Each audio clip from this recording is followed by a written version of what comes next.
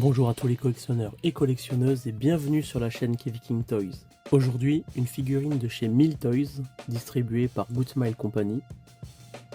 Juzo Inui du manga No Guns Life.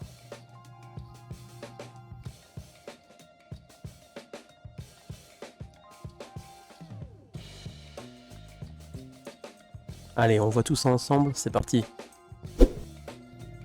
Je vous présente maintenant la boîte avec une magnifique illustration sur le devant, le nom du manga en relief, le nom du personnage en bas, Inui Juzo.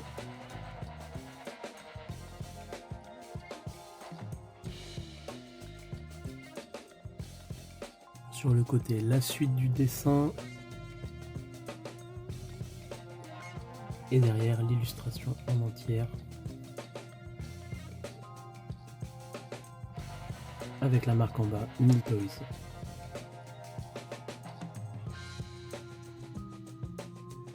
Sur le dessus de la boîte, un rappel du titre. Alors moi, ma boîte est un petit peu abîmée suite au passage des douanes. Vous connaissez leur délicatesse. Avec le logo du distributeur. Une magnifique illustration vraiment. Et en bas, les warnings habituels qui nous disent que ceci n'est pas un jouet, mais bien un objet de collection.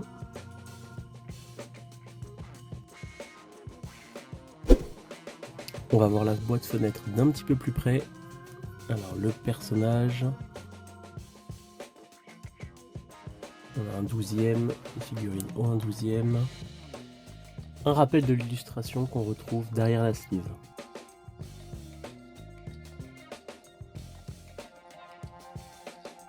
On va voir maintenant les accessoires.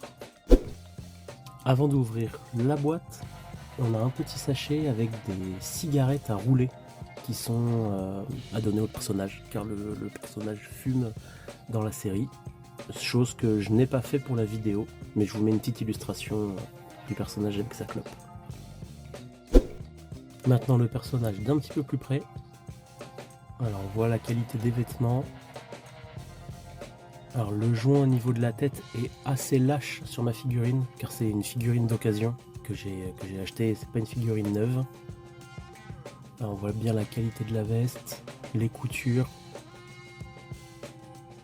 alors, les articulations des jambes,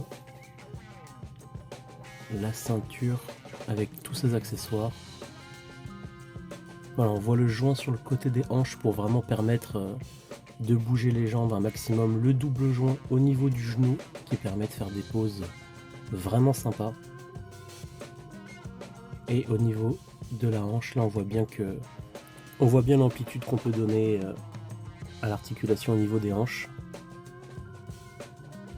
Voilà, au niveau des pieds, l'articulation, double articulation cheville et au niveau des orteils.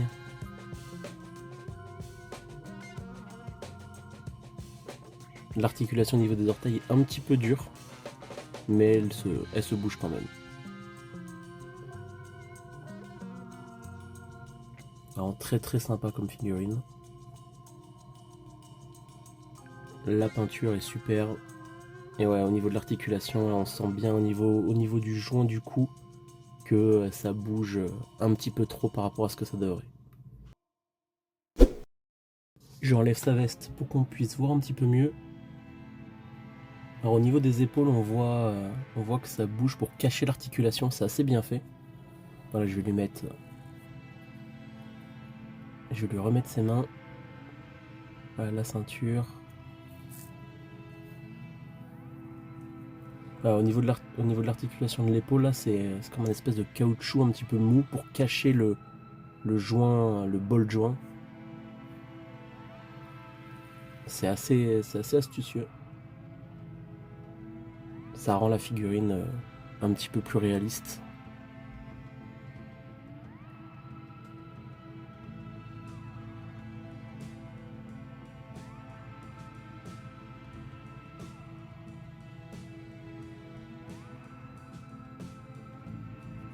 Ah, vous voyez, dès que je bouge la figurine, sa tête elle bouge un petit peu dans tous les sens. Donc là il y a une belle articulation au niveau du torse pour pouvoir lui donner un peu toutes les poses qu'on veut. La figurine tient bien debout.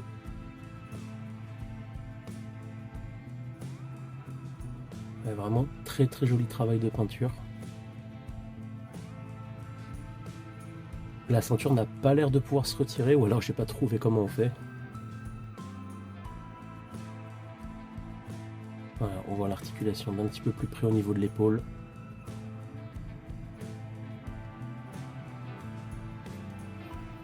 Ça fait bien le taf quand la figurine est sur le côté, on voit pas du tout l'articulation de l'épaule.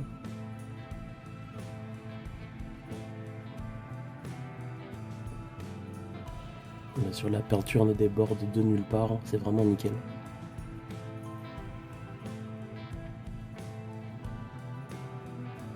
Là, on voit le joint au niveau du cou. Ouais, vous voyez que la tête ne tient pas du tout.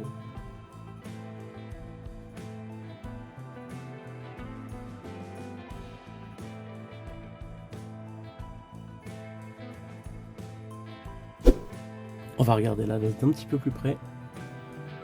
Il y a une petite tige en métal dans la veste pour qu'on puisse lui donner un look comme si elle volait, comme si ça volait grâce au vent. Ça permet de la tenir aussi. Elle est vraiment bien faite. Au niveau de la couture, il n'y a rien qui dépasse. C'est vraiment du travail de qualité. Les petites lanières sur les manches, super.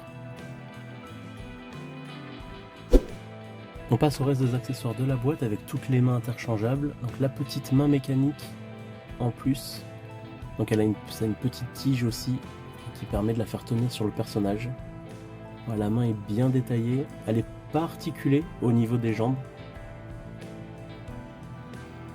Ni au niveau de la main non plus. Un petit peu, mais voilà, je vais pas trop forcer pour pas la casser.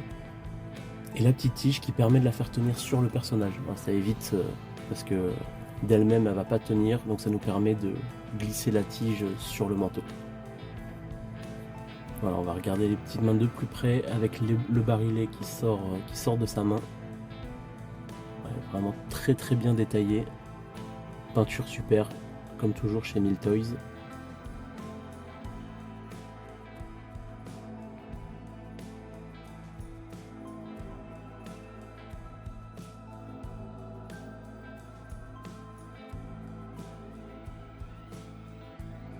Attention au changement des joints quand vous changez les mains, c'est pas facile à rentrer et un joint est vite cassé, donc attention. Voilà, je vais vous présenter la main ouverte. Toujours un travail de peinture vraiment super, le shading aussi.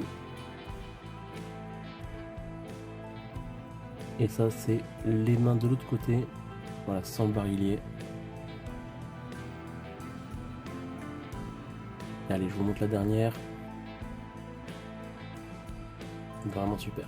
Comme d'habitude, pour terminer cette vidéo, 2 petites pauses de la figurine.